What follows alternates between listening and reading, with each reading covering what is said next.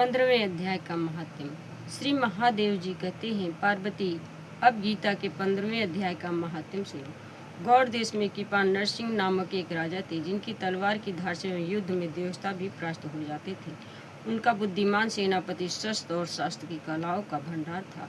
उसका नाम था सरम मेरुन। उसकी भुजाओं में प्रचंड बल था। एक समय उस पापी ने राजकुमारों से एक महाराज का वध करके स्वयं ही राज्य करने का विचार किया। इस निश्चय के कुछ ही दिनों बाद वह हैजे का शिकार होकर मर गया।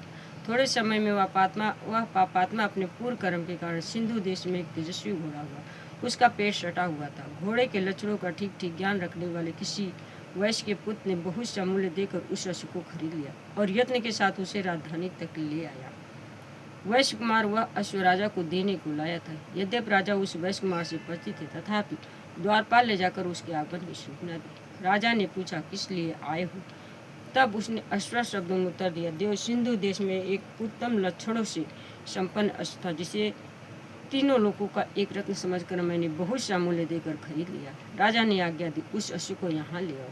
वास्तव में वह घोड़ा गुणों में उच्च सभा के समान था। सुंदर रूप का तो मानो घर ही था। शुभ लक्षणों का समुद्र जान पड़ता था। वैसे घोड़ा ले आया और राजा ने उसे देखा।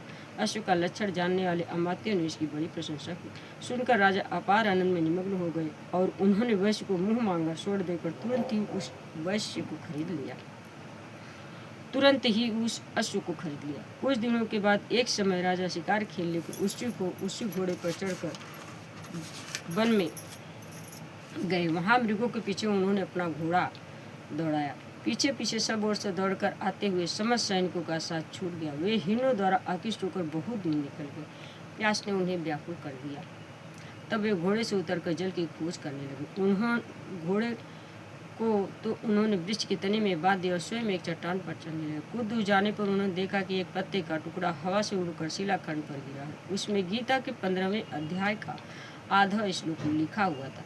राजा उसे पढ़ने लगे। उनके मुख से गीता के अक्षर सुनकर घोड़ा तुरंत गिर पड़ा और शरीर को छोड़कर तुरंत दिव्य विमान पर बैठकर वह स्वर्गलोक को चला गया।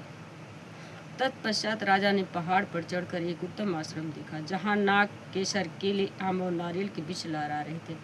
आश्रम के भीतर एक ब्राह्मण बैठे हुए थे, जो संसार की वासनाओं से मुक्त थे। राजा ने उन्हें प्रणाम करके बड़े भक्ति के साथ पूछा, ब्राह्मण, मेरा अश्व अभी अभी स्वर्ग को चला गया, उसमें क्या कारण है?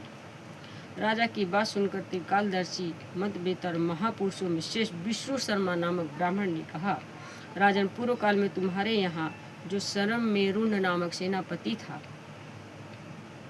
वह तुम्हें पुत्रों सहित मारकर स्वयं राज हड़प लेने की तैयारी में था। इसी बीच में हैजे का शिकार होकर वह मृत्यु को प्राप्त हो गया। उसके बाद वह उसी पाप से घोड़ा हुआ था। यहाँ कहीं गीता के 15वें अध्याय का आधा श्लोक लिखा मिल गया था। उसे ही तुम बांटने लगे। उसी को तुम्हारे मुख से सुनकर वह अश्व स्वर्ग को प्राप्त हुआ है।